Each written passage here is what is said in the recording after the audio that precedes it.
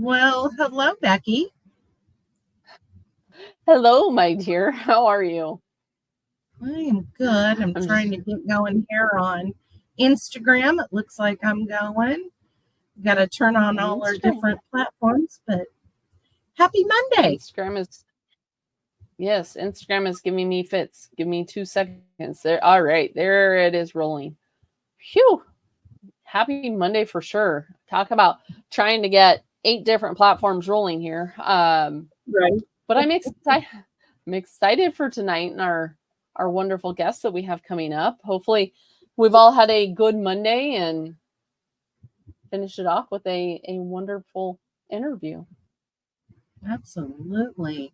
So, both Becky and I are in the middle of storms that are starting. So, hopefully, our uh, will be will stay on. Right. Like technology and storms sometimes don't mix. But anyway, welcome Right. everyone. Welcome Facebook, welcome Instagram, welcome Rumble, welcome YouTube, welcome iHeartRadio, welcome Spotify, welcome Apple Podcast. Who am I forgetting? Our friends over on Twitch. Twitch. There we go. Welcome. We are so glad you have joined us. Absolutely. And like I said, we have a special guest tonight. She's was actually recommended by one of our BNC members. So we appreciate being able to bring on guests not only that we are interested, but also our community is interested in. Definitely, if you are not within the community, go check out the BNC community. We have meetings over there, but as well as being able to have just open conversations. So, without further ado, we will jump into the guest tonight. Um, Nayiri is, well, there we go. Welcome, my dear. You have been an independent nutrition researcher. So, without giving too much of your background, I know you have also been a type 1 diabetic, which is for 40 some years, if I Mhm. remember correctly, um, and have been following a low carb fasting type workout related, which is kind of everything that we end up when we talk about, right? Whether it's fasting or fat fasting, anything that is going to help with reversing a lot of these metabolic illnesses that are happening, anywhere from type 2 diabetes to obesity, heart disease. My co host dealt with hypertension. So, a lot of these, issues and dysfunctions that we end up when we don't really associate with food, but have a lot to do with food and lifestyle, right? So why don't you tell our followers a little bit about yourself? Well, first of all, I'm really honored to be here. I've been watching you recently. I've been watching your lives. I have so much respect for all the good work that you two are doing. So thank you for that. I'm Nayiri. You did pronounce my name correctly. You got that right. I was going to challenge you to the last name in case you could have pronounced my first name. So this is just a joke because you would have struggled with the last name. Okay, so I'm a nutrition coach. I've been a type 1 diabetic for, I lose count, I don't even remember my age now, about 50, but I think it's 46 years now. So 46 years with type 1 diabetes. I started a low carbohydrate diet in 2015. And I've been doing the low carb diet in different variations because, of course, that's the period when I hit perimenopause. And so you have to take your hormones into consideration, right? Perimenopausal Mhm. hormones. So I've been doing different variations of the low carbohydrate diet. But my website is low carb and fasting, and I never really specify.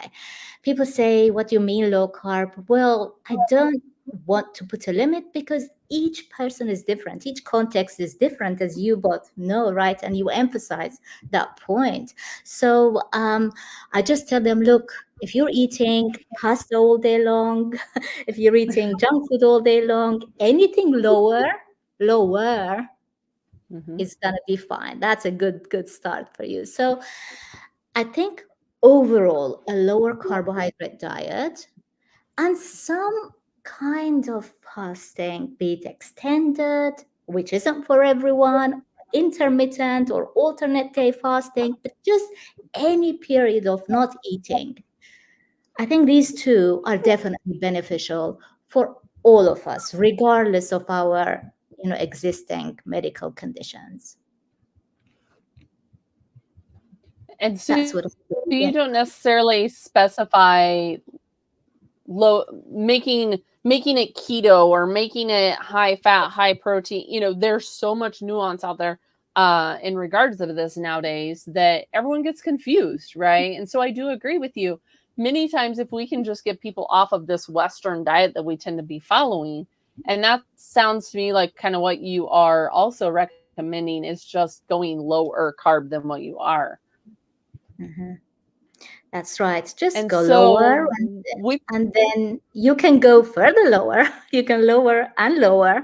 But, a few years ago when I first kind of started my research work, some people in this space were using the phrase carbohydrate threshold. So some people are more tolerant of carbohydrates. But it was kind of a taboo. They were getting laughed at, certainly online. And now in this space, I attend all conferences, from the United States to the UK. They're all mentioning that now. People have come to acknowledge that we have different levels of carbohydrate tolerance, right? I may get away with 20 grams per day, but those 20 grams may actually be harmful to someone else who's totally insulin resistant. And yet, you, Becky, might actually get away with 100 per day. So our contexts are very, very different. So it all depends on your genetics, and we can't, discount that. Depends on our physical activity, how much muscle mass we have, what existing medical conditions we have, what our goal is, our age, the rest of our hormone balance. Yeah. This is why I think, we also, in this space, we personally also, to achieve optimal health, we have to be flexible. We have to understand that what works for us today at age, 35, may not necessarily work for us when we hit 40 or 42. So this is why I encourage people, hey, try higher fat now and let's see if it works. Hey, you've been eating one meal a day. Maybe, just maybe, that's putting a lot of stress on your body, because that also happens, right? Mm-hmm. Let's switch to 2 meals. Let's increase the protein. And there are hundreds, as you said, hundreds of nuances and variations. So it's a tough one, and it involves, nutrition coaching is a tough one. It involves a lot of trial and error. And you have to start with yourself as well. You have to try different things on yourself and see how you feel and the impact of all of these. Now, add to all of that complication, type 1 diabetes. Now you've got a real good challenge. So I enjoy it, though. I really enjoy it. I don't mind my type 1 diabetes. Yeah. And it's so funny because we literally, some of us coaches just had this pretty much the same conversation in regards of why someone is able to produce ketones when they're not necessarily shooting for. And it's like, okay, well, are they diabetic? Are they, what is kind of their health history, right? Are they active? What is their sleep like? Because that really ends up and makes a difference with a person as well. But yeah, what's their activity level like? What's their body type like? What's their metabolic health like? And just really going through that, because it's not just a black and white. Many people will end up and ask, just tell me what to eat. Just tell me my macros that I need to eat. But there's so much variance there that it gets really hard. And how well do you digest different proteins, right? How well do you, digest fats? There's so much. So with your type 1 diabetes, obviously type 1 is one that is never put into remission, right? Like type 2, you can end up, and type 2 you can pretty much put in remission. You can, get away from taking the insulin, but type 1 is not something that you will ever be able to technically, although, I mean, they are saying that they're able to do the beta cell transfers and all of that. But at this point, you are still going to end up and have to take insulin. But many type 1, when they go low carb or when they implement fasting, they're able to cut that insulin in half. What has your journey kind of looked like as far as where you started versus where you are now with this type of a lifestyle?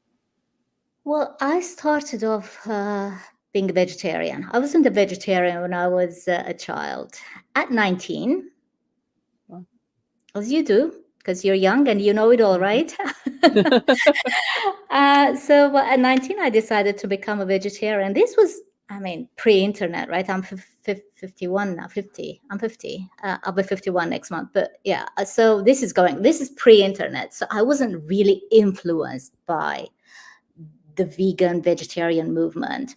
I just decided not to eat meat, but I knew that there were hundreds and hundreds of people around the world not eating meat. So I didn't really take my nutrition seriously because I didn't understand it. I had no understanding. We don't learn nutrition at school. I never have learned. I've taken biology classes and I was really good at biology. I remember, the details about the heart pumping blood, etc. All of that basic human biology, I've learned that. Of course, chemistry and physics were part of my sort of high school education too. I never remember learning about nutrition as a topic on its own. I had no understanding of nutrition. So I thought, it's fine. If you don't want to eat meat, you can be healthy without. So I decided to become a vegetarian. Now, if you're not eating meat, so imagine a plate, right? If you don't have the steak there, or the chicken, or the fish, what else are you going to have? You're going to have your greens, right? Beet salad. Let's say it's salad, right? You're not going to be satiated with salad. So what else are you going to put in your plate? It's going to be either rice and a massive portion of rice, or pasta, right? And quite often bread on the side, because you are not eating sufficient amount of protein, particularly animal protein, to be satiated. So I started eating a lot more pastas and, bread with the meals, because you had to eat something, right? And of course, that wasn't good for my type 1 diabetes. So I came to the UK in my early 20s to study. So I came from the Middle East. So in the Middle East, I was raised on a low carbohydrate diet. They followed the traditional sort of teaching of, hey, diabetic, no matter if they are type 1 or type 2, someone is struggling metabolizing glucose, so they shouldn't be having sugar, and they should be having limited portions of starches, as like rice and bread, and they should have as much as they want meat and fish and dairy and that sort of thing. So this was actually my mom, when I was diagnosed at 5, at the hospital, my mom was given a piece of paper, a sheet. And I remember the no list that was like candy and cakes and sugar. It was in the no. And then in the middle, there was rice and bread and small portions of each. And in the big green list was all the meats and fish and chicken and dairy and that sort of stuff. So this is how I grew up. So then when I came to the UK, of course, I was all independent. I became vegetarian. And in the UK, the diabetes clinic, I had to register as a foreign student. I had to register at the diabetes clinic to be able to get my insulin. Right, I went to see the diabetes endocrinologist, as you say it. So, and they told me, "What? No, you don't have to limit anything. We have good insulins. I'm going to change your insulin. I'm going to give you rapid acting insulin. So you can eat anything you want. And this insulin is like magic. It works like magic. It should just work, right? So just take your insulin, cover your carbohydrates, and eat anything you want. And, tell me which 20-year-old would not welcome a message like that. I was just delighted. I can eat anything I want. I mean, I'm lucky that I never was fond of junk foods and soda and things. But if I were, I probably would have been gorging myself on those too. Luckily, I didn't enjoy that kind of food, but I started making bread at home, and because I was under the impression I should be able to cover all of these carbohydrates with my insulin, except that it took me years to realize that I was a failure. I just could not cover it.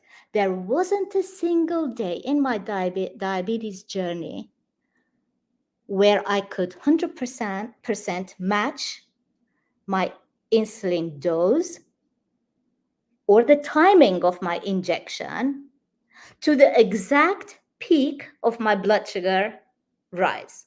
So I couldn't have those two peaks match each other. The insulin peaking, because insulin peaking could take about 30 minutes to 2 hours. It varies from day to day. And of course, digestion also varies in the same person with the same meal from day to day. So you can never 100% match the two. So you don't know how quickly your carbohydrate is going to convert into glucose in your body and appear in your bloodstream, right? So you don't know how quick that process will be. And you don't know exactly how quick your insulin is going to peak and stop that blood sugar rise from happening. So you can't match those two.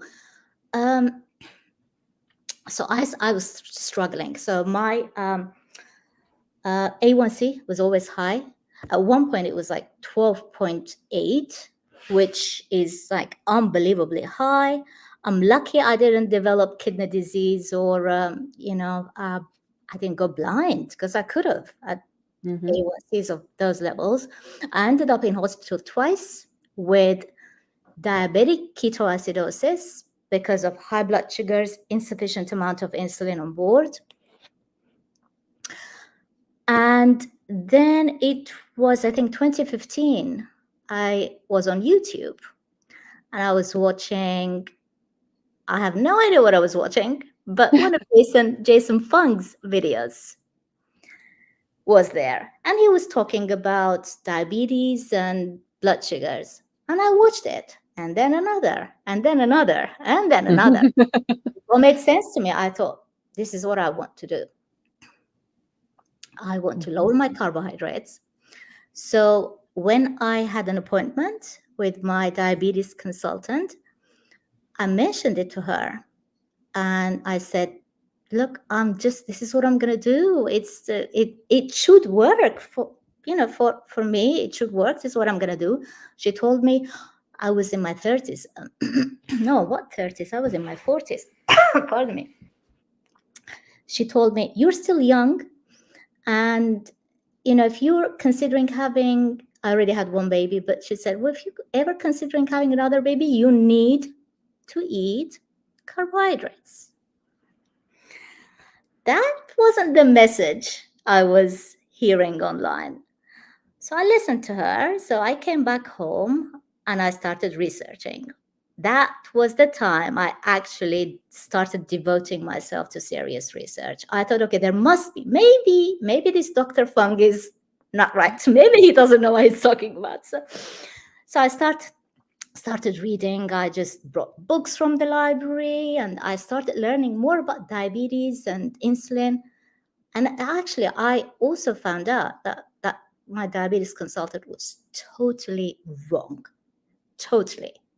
You do not need carbohydrates. In fact, if you're not eating carbohydrates, your chances of conceiving generally increase.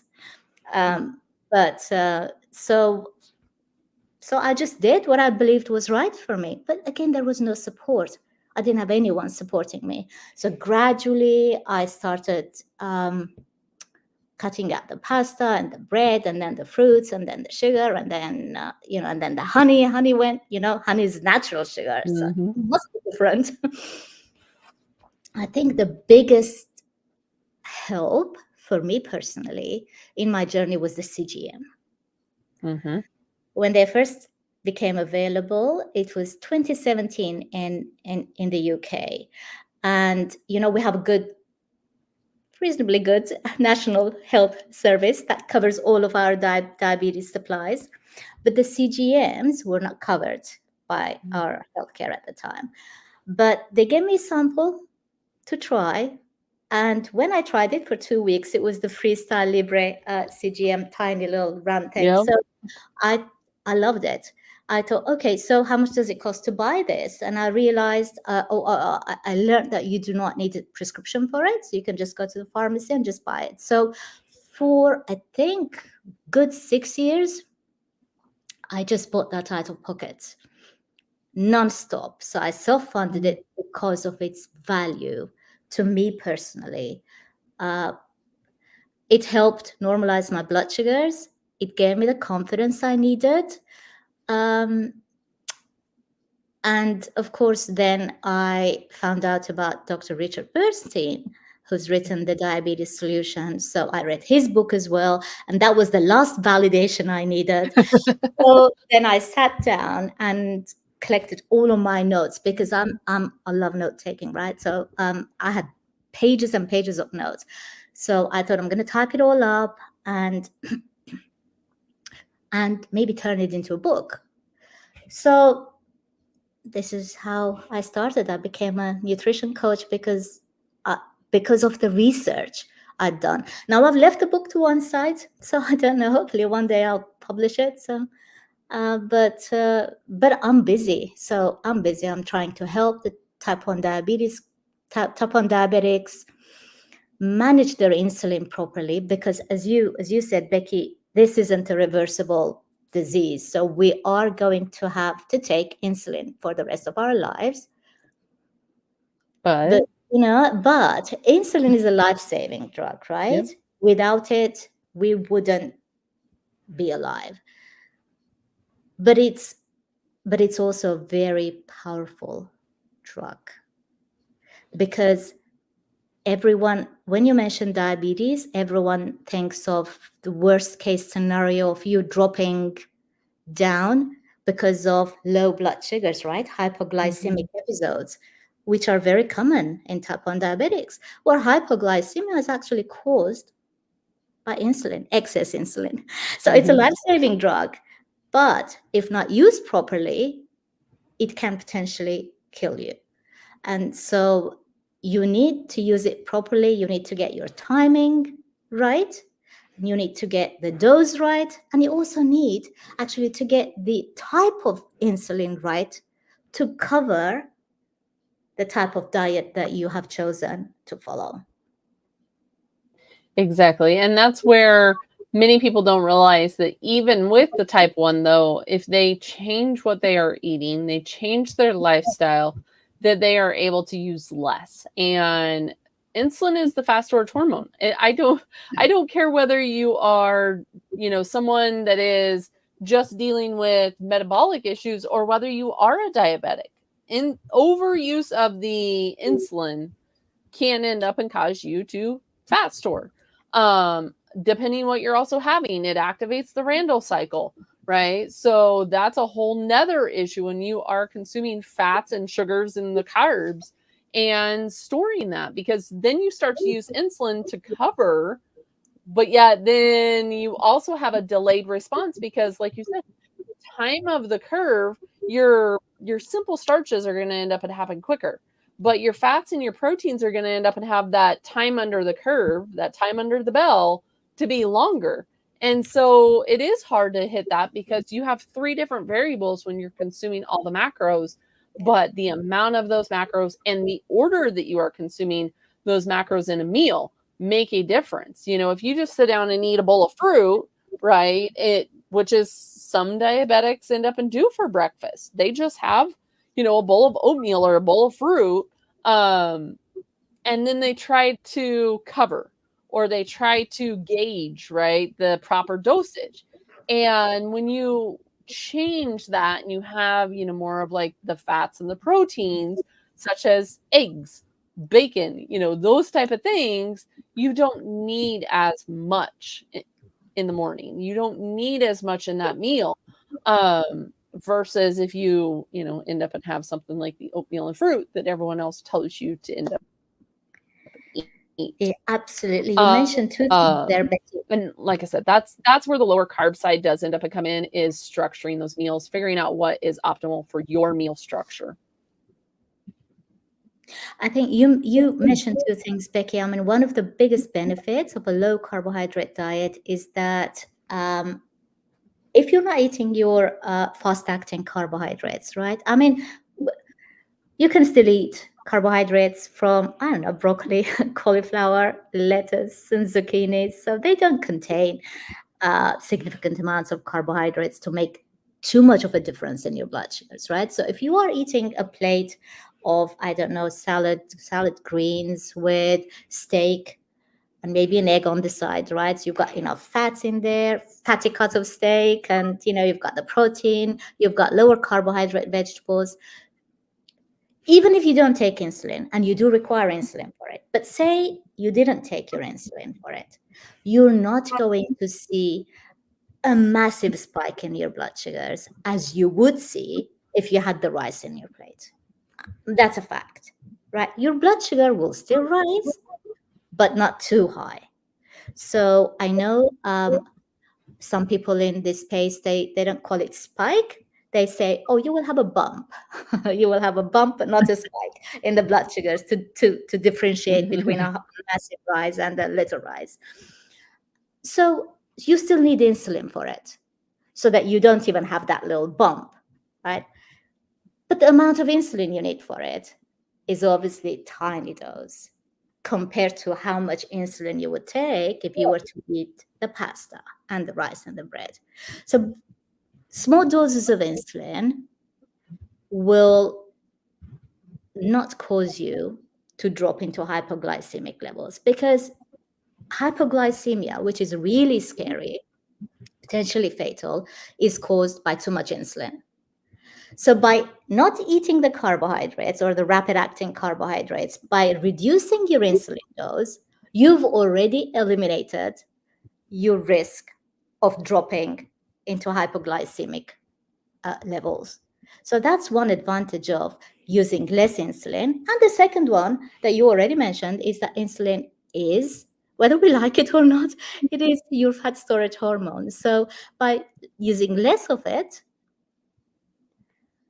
then you prevent insulin resistance from seeping in, because type 1 diabetics are also prone to insulin resistance. So if I become insulin resistant, I could develop a condition which is similar to type 2 diabetes. Sherry, you'll be familiar with that, right? So as a type 1 diabetic, I actually can become type 2 diabetic too. So it's called double diabetes. So who wants that? No. So this is why you have to reduce your insulin, but you have to take enough insulin so that you're maintaining normal hormonal function, all your organs are working properly, you're maintaining your muscle mass, and you're, of course, maintaining stable blood sugar. So you do need insulin, but not too much of it. Well, I know wearing the CGM I was kicking and screaming. I didn't want to wear it because I didn't want to actually see my numbers, because I was shamed for so many years from the medical community on that number. And so I was terrified of seeing the numbers from the CGM. When I finally gave in and started wearing it, it was a game changer, right? It gave me the data that I really needed to see. I would have never known. And I'm here in Texas. I told you that before we came on camera.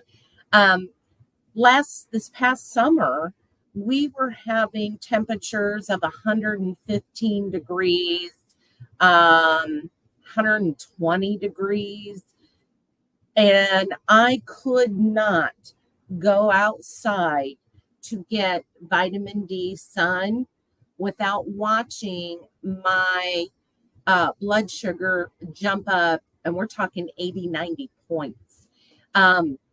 I would have never known that had I not been wearing that CGM. So that was very eye-opening for me. But do you see that in other clients and things that you coach? Dehydration. I think it may have been dehydration. Yeah, we see that. We see that a lot because dehydration will definitely increase your blood sugar, and that's all type 1s definitely know that. So one of the first pieces of advice we hear from each other is usually, okay, you have high blood sugars, go out for a walk if you can, hydrate yourself well, and take a little bit of insulin to correct. So always drink some water. So that's a known fact. But you reminded me, Sherry, of another common one.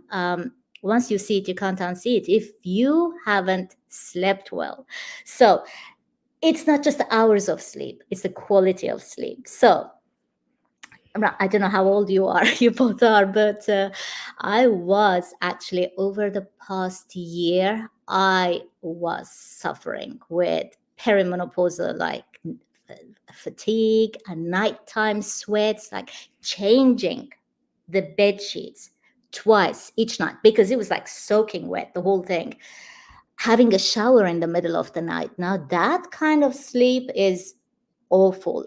Fortunately, I've been able to address that naturally now. So now I'm able to sleep finally, but blood sugars can go all over the place the next day. So even a single disrupted night will result in higher blood sugars.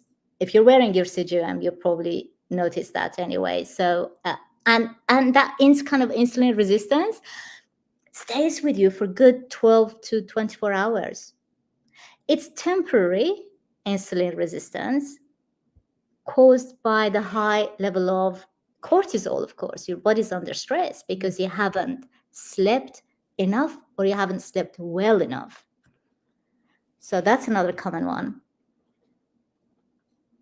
Yeah, sleep definitely ends up and plays into it, which is why we talk a lot about sleep and circadian rhythm and grounding and all these natural practices, because we do have to look beyond just the nutrition that is going in our mouth into our lifestyle practice, and not only on the diabetes and the insulin side of things, but also just for other health issues too. So with your type 1 diabetes, have you transitioned more carnivore, and has it made a difference depending on which approach you do? Also, what types of fasting are you putting in there that you've seen the benefit with? Because that can be another hormetic stressor, right?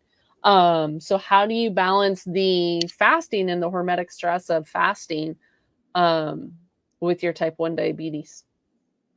So, okay, so let me start with the fasting. Again, I think one of the most influential people who influenced me the most was Jason Funk. He's a king of fasting, right? So I first heard about fasting from him, and I wanted to do it. This was before I started experiencing perimenopausal sort of symptoms. I was perfectly fine, and I thought there is no reason. In fact, I went into the literature and I tried to find reasons why I shouldn't do fasting, and I couldn't. I tried to join online groups, Facebook groups, where people were fasting. And I put up posts saying, is anyone out there who's type 1 diabetic, who's doing, say, I don't know, 2-day, 3-day fast. And I was threatened to be banned from the group because I was told that's extremely dangerous. So I decided there must be someone out there. There must be someone out there who's doing it, because it's just not possible to see all these fasting groups were becoming, that fasting was becoming, getting very trendy back then. So I thought hundreds and hundreds of members, all these like 10, 12 groups. There must be type 1 diabetics out there who are doing it too. But I couldn't reach out because the group admins wouldn't let me. So I thought, okay, I'm going to create my own group on Facebook. I'm going to do multi-day fast.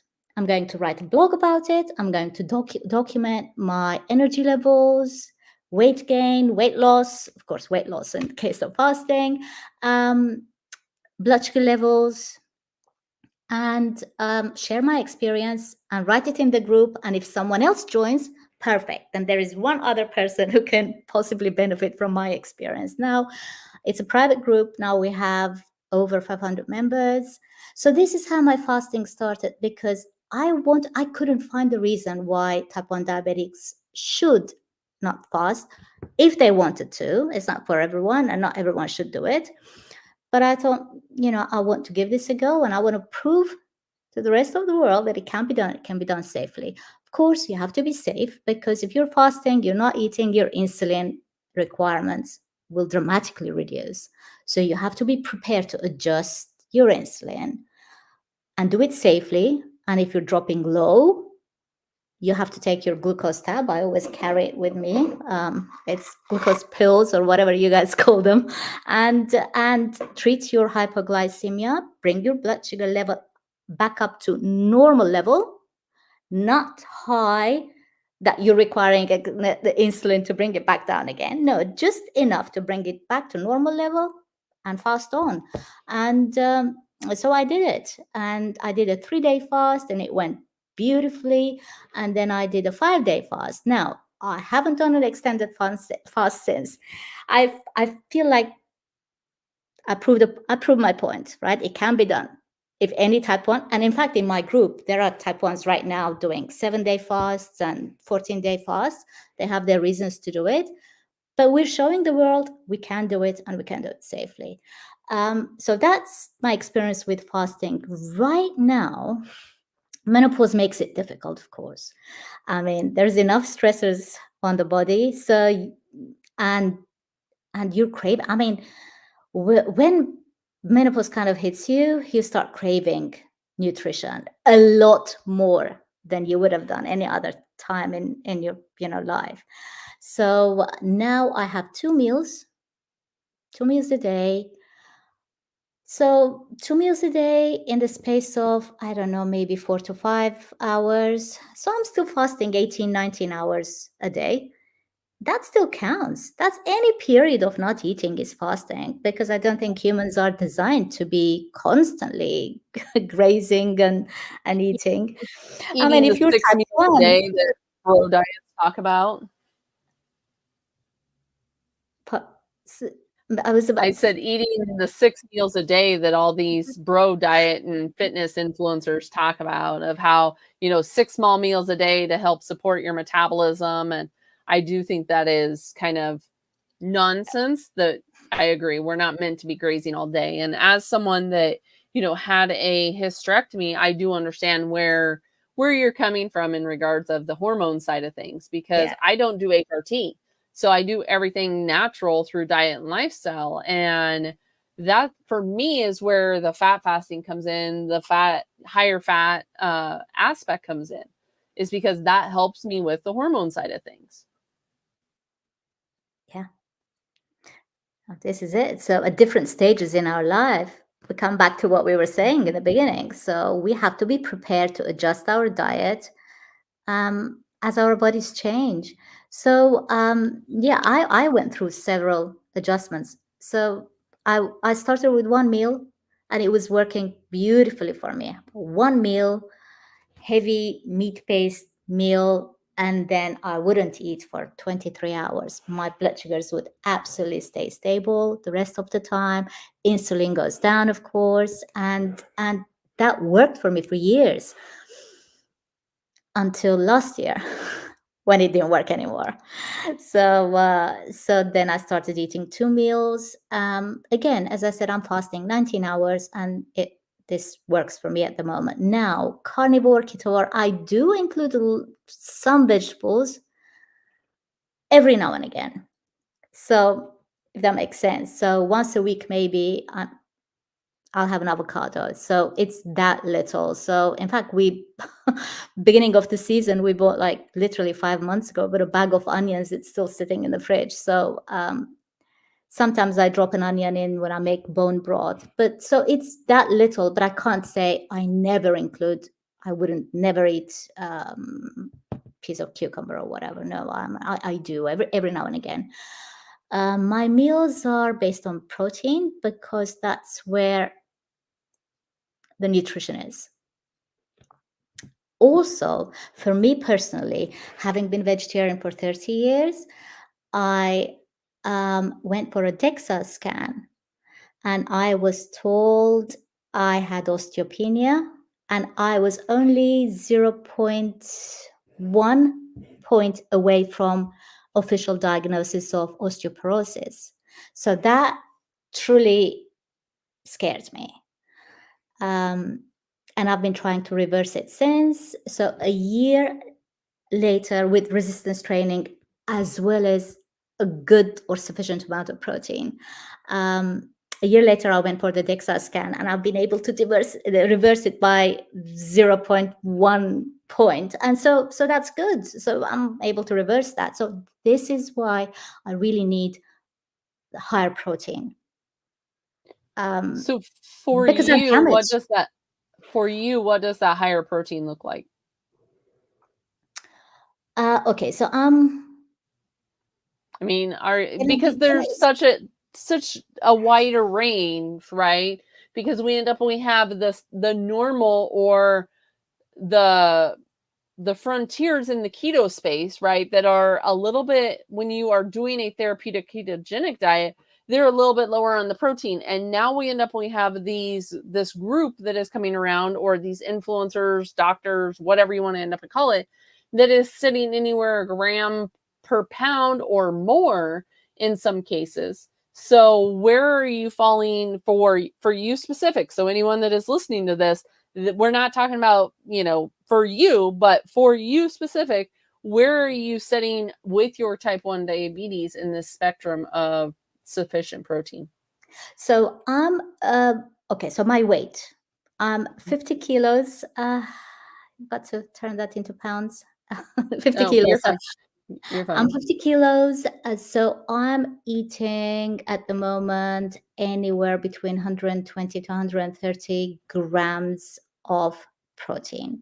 So for me, this seems to work. It seems to be sufficient for me. Talking of, osteoporosis, it's also important to put that stress on your muscles. So strength training is very important because that's an extremely effective. You don't just need the protein, but you also need to stress your muscles. So the muscles grow and the bone density grows with the stronger muscles. So I do both of these. So I never develop osteoporosis. So that really scared me. However, I know the importance of fat on the diet, especially when for menopausal women. I've read a number of books, and you might be familiar with Elizabeth Bright. She's Right. also written a book, Dr. Bright. She promotes fat. So initially I was very hesitant because I didn't want to include too much fat on top of the protein I was already eating. And carbohydrates are always stable. They're almost non-existent. So now we're talking in terms of, although I don't like mentioning calories per se, but now we're talking about a lot more energy input, if you like, right? So I don't want to compromise on the protein, I don't want to reduce that, but I want to increase the fat. So I thought, well, if it benefits me, then I'm happy with a little bit of weight gain because it will result in weight gain. And I know that, right? Especially if you're, that the 48, 50 sort of age, that mark, you are more prone, or you can more easily put on weight, especially in your midsection with the lower estrogen levels, right? So, but I've put on weight, a small amount, but it's not particularly bothering me. So I think, what I'm eating at the moment, I don't limit the fat. So we eat the bacon fat, and, I don't remove the yolks from the eggs, and I just have all the fat that comes with the meat naturally. So if, I don't know, ground beef, if it's lean, then I add extra fat to it. I also do dairy. I don't have any problems with dairy. So this is what my meals look like. It's always bacon and eggs in the morning, first meal, not morning. So it's actually about around noon, but it's always bacon and eggs. And the second meal, I try and be creative if I have time and make something. Yeah. Have you tried to shift your fasting window to that morning time instead of opening it at noon and quitting at like 4 p.m? Have you looked at doing like earlier time restricted? Because again, those hormones that are shifting and the insulin aspect, but also the leptin aspect of the body and the rest of the hormones that shift in the morning time.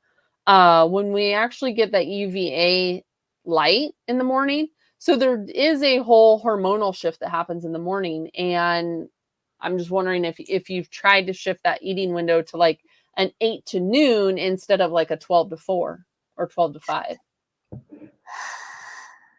I think it would be difficult because I do my resist. We go to the gym in the morning. So we go about 10 o'clock. And I want to be in the gym when I'm fasted. So when I walk back, and it's always walking, we don't drive. And so that's additional exercise, right? So when we walk back, that's when I want to eat. So within 30 minutes, that's when I want to have sort of my good amount. The biggest amount of protein is my first meal following my resistance training. I haven't tried. I mean, I would have to shift everything. I would have to shift my workout time. I would have to do my workout later in the day, which would be challenging for me because I'm so tired already by like 6 p.m. because I have so much to do. I know if I leave it later in the day, my workout, I won't go. I know I won't go. So I'm busy. I mean, my day is busy. I also have another business other than my coaching. I run a translation agency, so I'm constantly busy. So yeah, so that wouldn't work for me. But I hear you. I hear you, Becky. Yeah, Just a you have an question. excellent point. Just a question. Just wondering if it's something that you had tried with your type 1 and your hormones and everything. If you have shifted that. I haven't tried. I haven't tried it. No. Gotcha. So speaking of exercise and movement, how do you end up and know, or how do you know how much insulin based on your activity that you are going to need? Or do you notice that is different based on eating more of like the low carb or carnivore type approach? Yeah, I mean, if I wish I could come here and say, hey, if you are, if you're, I don't know, doing HIIT exercises, you're going to have a blood sugar drop. If you're doing squatting, you're going to have a blood sugar rise because of the potential stress on the body. It's not simple like that. So no 2 days are alike. Hey, to make diabetes even more exciting, type 1 diabetes more exciting for people. I always say you have to be prepared for any outcome. So if I go to the gym and I'm doing exactly the same workout, my starting point, starting blood sugar, say, is 90, right? I'm expected to rise. I'm expected because, I'm lifting weights, etc. And it is pretty heavy stuff. I'm expected to see a blood sugar rise, which is what most people see. On some days, I don't. Exactly the same workout. I don't see a blood sugar rise. At 90, I stay at 90. Like half an hour later, I'm still 90. On some days, I see an instant rise. On other days, actually, I see a drop. And I go, why? Why? So it's already complicated as it is. On top of that, if I were to add massive dose of insulin because I've just had a whole protein shake just before my workout, or I don't know, oatmeal or whatever, carbohydrates, that would make it even worse because I would need a lot more insulin for that. But if I have any food, I'm gonna need insulin. So now when I'm exercising, I have food on board, I have insulin on board. So now I've added 2 more variables to the already complicated equation. And it's just difficult to deal with. I always say be prepared. Always have your glucose, whatever with you, glucose pills in case you drop. And always have if you're not wearing a pump, I wear an insulin pump. But if you're not wearing and you're injecting, always have your insulin with you in case you rise and you may need to correct. So each day is different.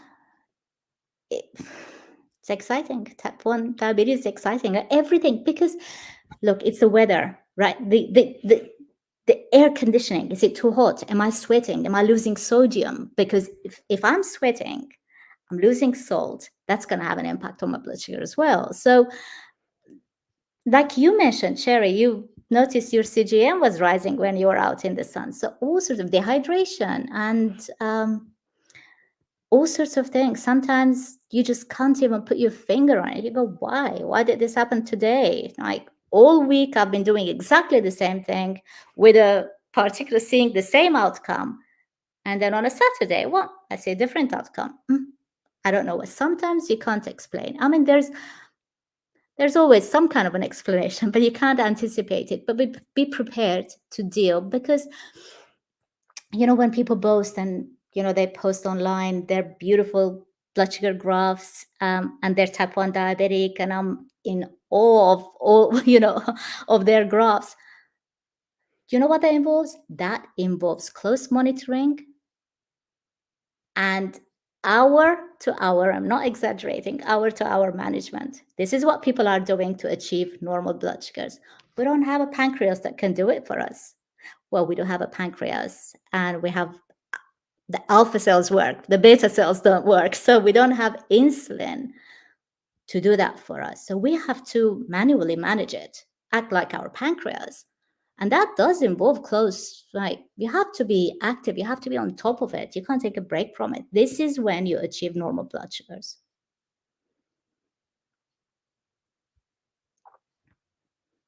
Absolutely.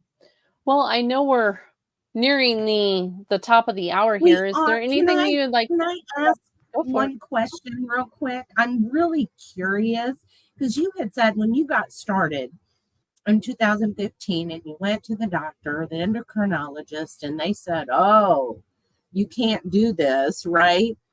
How have you managed that now, right? Because you still have to go, you still have to get a prescription, right, for that insulin. How have you handled that? I say nothing about my diet. I go, do you know what? It's none of their business what I'm eating. Because when I was vegetarian for 30 years, no one asked me what I was eating. No one asked me if I was eating enough protein. Why should they be interested in eating enough carbohydrates? The dietary choice I've made for myself is my personal choice. It's got nothing to do with them. So that's one. They tell me, so if you're wearing a CGM, especially the modern ones now, they have an alarm. If you're high, you can set your alarm at a high point and a low point, so it alarms. Now, my diabetes sort of nurse told me, hey, set it real high, because I set it at 100 and I think at 120 for my high. So anything above 120, I want it to beep so that I can just decide if I want to take action or not. She told me 120 for your high, set it 180. I said, why? She said, because at 120, it's going to beep all day long. I said, but it doesn't, because my blood sugars are usually, even below 120. She was just looking at me all blank. And look, they don't see cases like mine. So I don't expect them to be able to give me any advice. And I just go and just listen sometimes if they give me a lecture, and just go out of the clinic and do what I believe is right for me. Yeah, I was just real curious how you handled that, because that's how I had to. Well, the last doctor I went to two doctors ago, she wanted to give me Ozempic.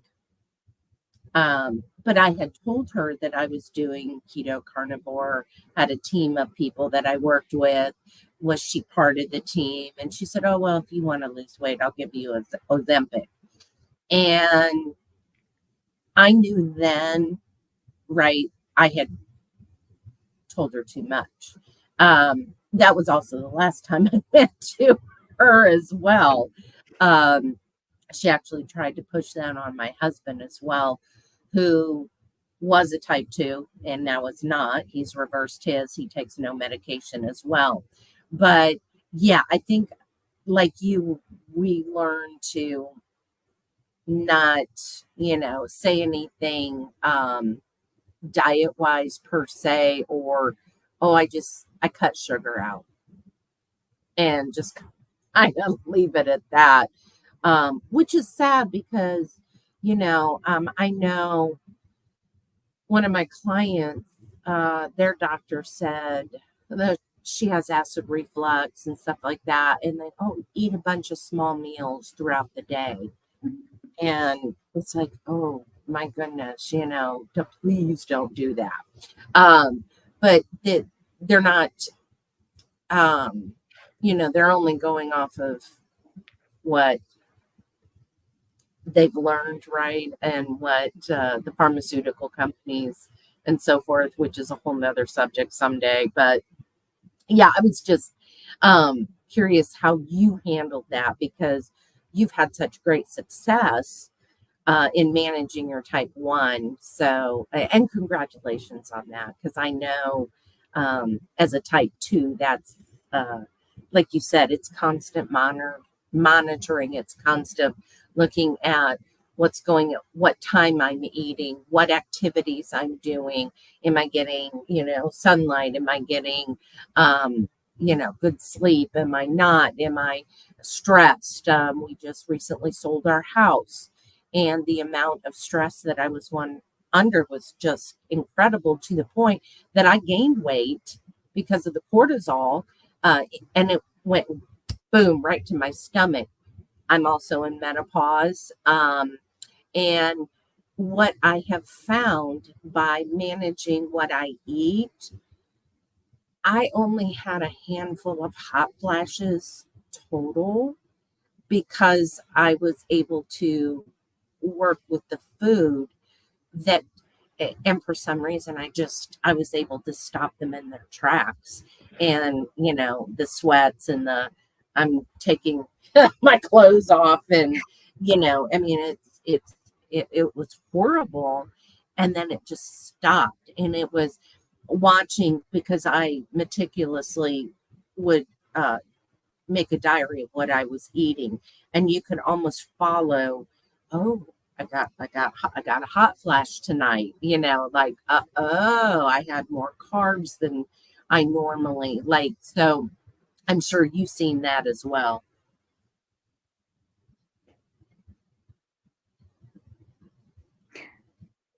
One thing helped me with the nighttime sweats is by having my second meal earlier in the day. So I have my second meal at 4 p.m., latest 5 p.m., because protein has that thermogenic effect, right? It will keep your body hot. It will, it will generate heat. And so if I have protein late at night, I'm not sleeping that night. So, so this is why I have it at 4 p.m. so that it's kind of almost digested when I go to bed. And I'm having wonderful sleeps now. But yeah, it's I also treated it naturally. So It truly does make a difference. Many people don't, take into consideration the food that you're consuming, but also the timing of those meals. So it really does make a difference.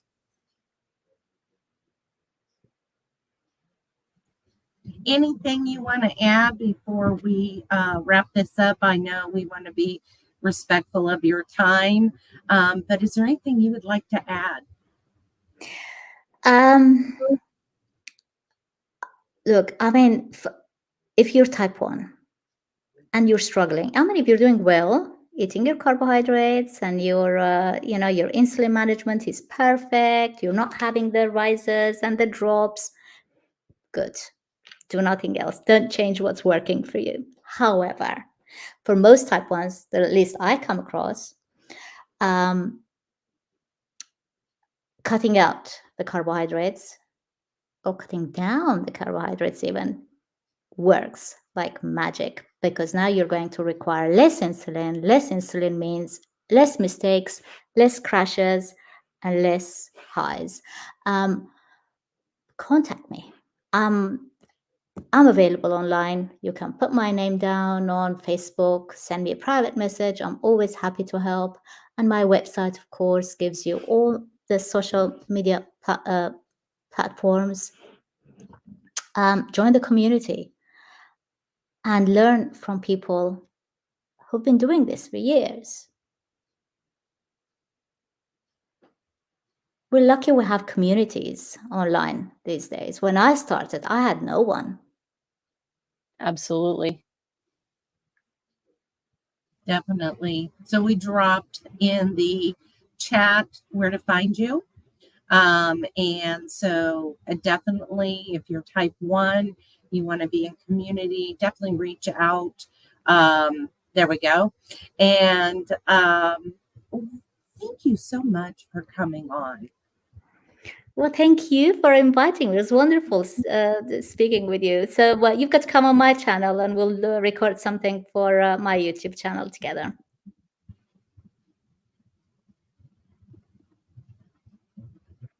Awesome. We love it. And yes, it is such a pleasure being able to get the message out there of, there's ways about going